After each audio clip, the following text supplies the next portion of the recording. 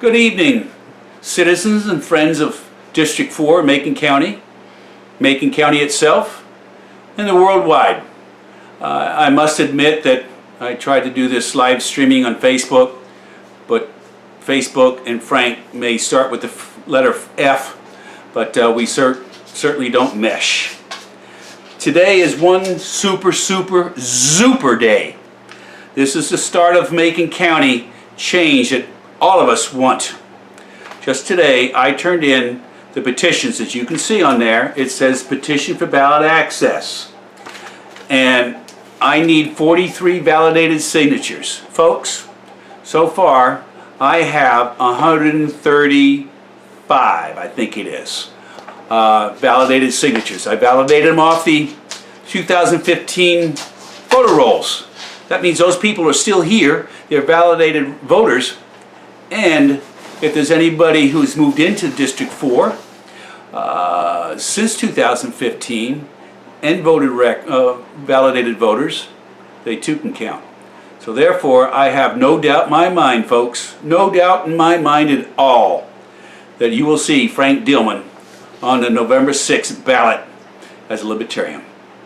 And some of the things that I'd like to share with you, I'm a big fiscal guy.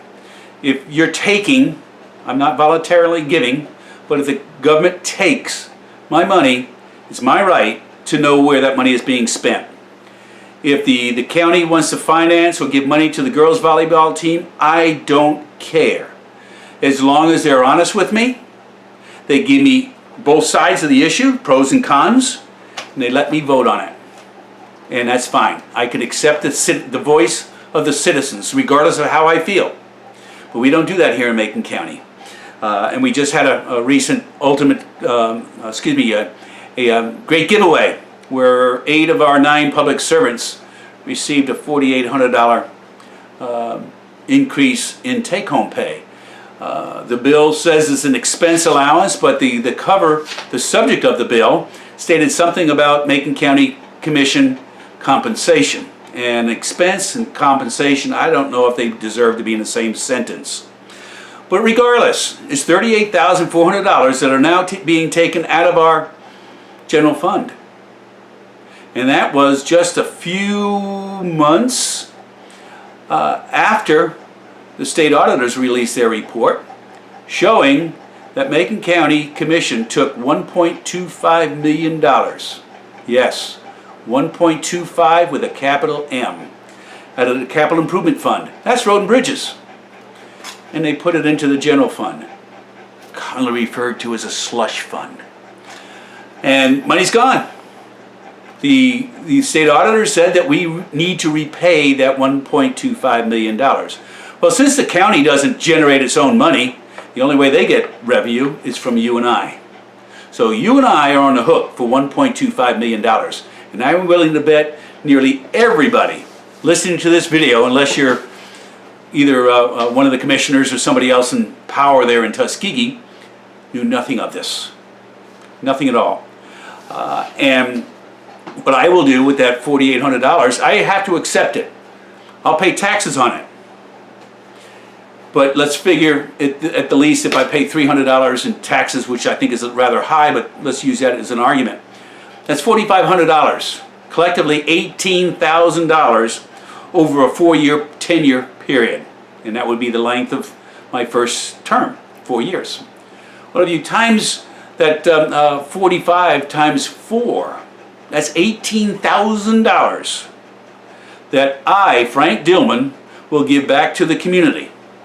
I will give most of that money to the clubs, the academic clubs after school. The athletic side of the house is taken care of by the boosters. I want to give it to, if there's a debate club, if there's a girls crocheting club, if it's a yearbook club, I don't mind, I don't care. I will give the donations to that, plus there's some community groups around here that will too be recipients of that. Because I believe that when our money is taken from us, it still belongs to us, and I will do my best to get it back to you. I will also, in full disclosure, put it on my personal website, frankdillman.com, and if you've not been there recently, you should. There's 3 links on that page visit one of the first two. And I will put it on frankdillman.com website showing where every dime and nickel of that $4,500 goes, because I believe in transparency, unlike our county government. Our county government, I've been asking for the budget since the 2018 budget, since September, and certainly within November, and I've not been able to receive it. Any with common sense would know that's a public document, but Macon County doesn't mind. They don't care.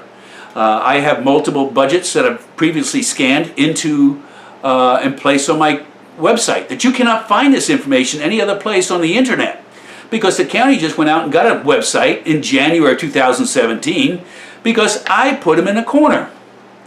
If you take a look at my campaign website for this campaign here in Macon County, it's maconcountycommission.org.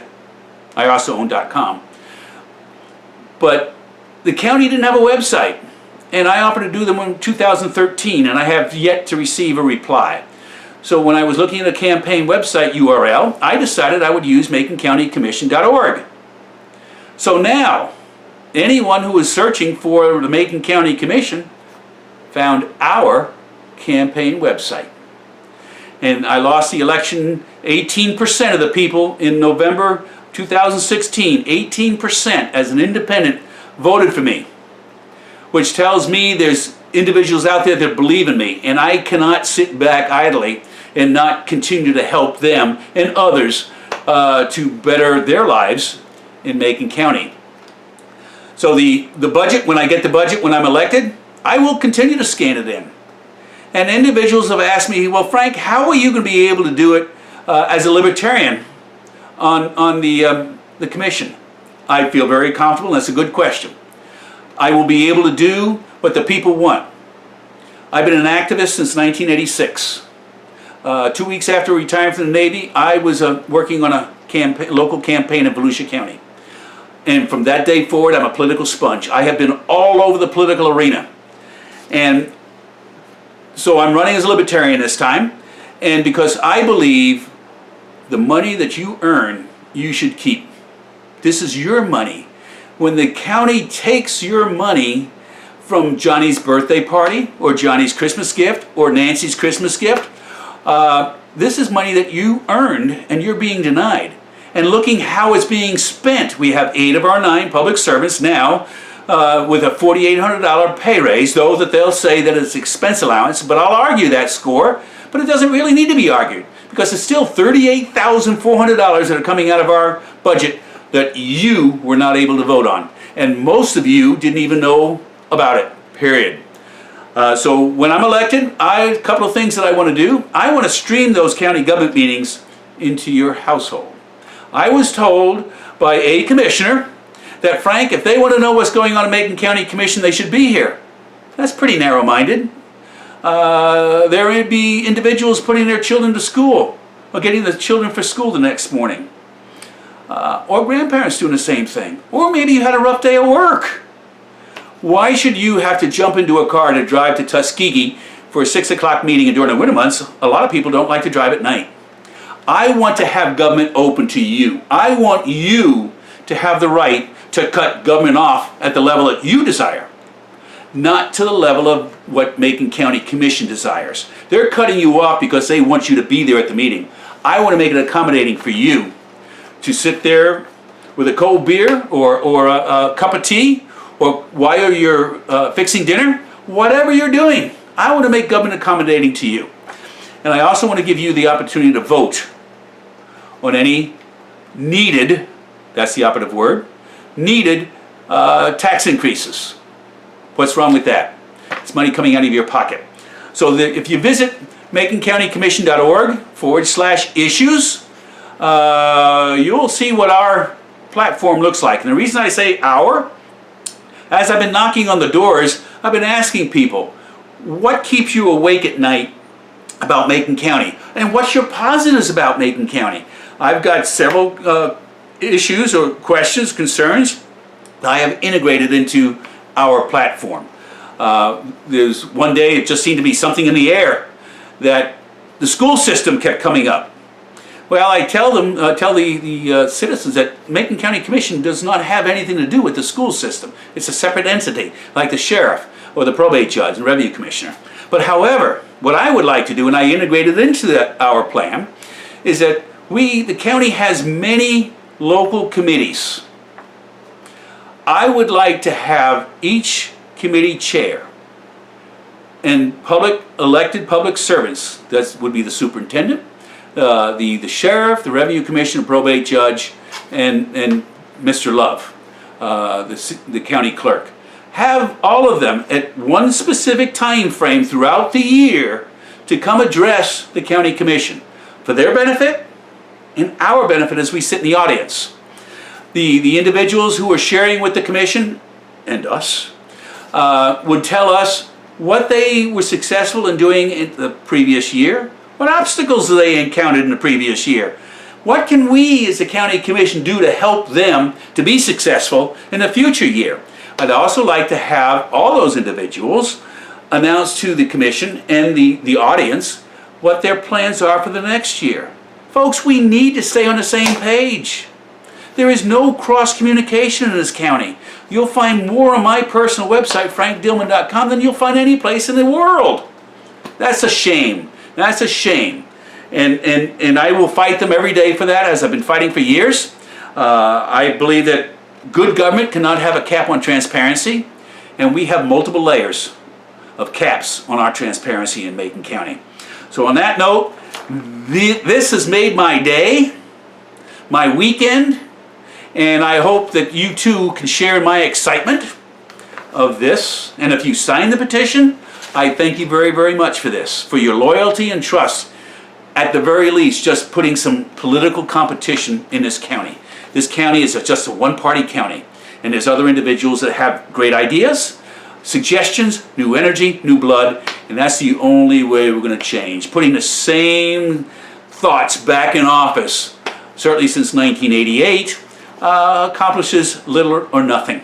I bring a whole new platform, new energy, new desires, and new support and love for the individuals of this county. Most individuals, when they're running for office, they work the grassroots.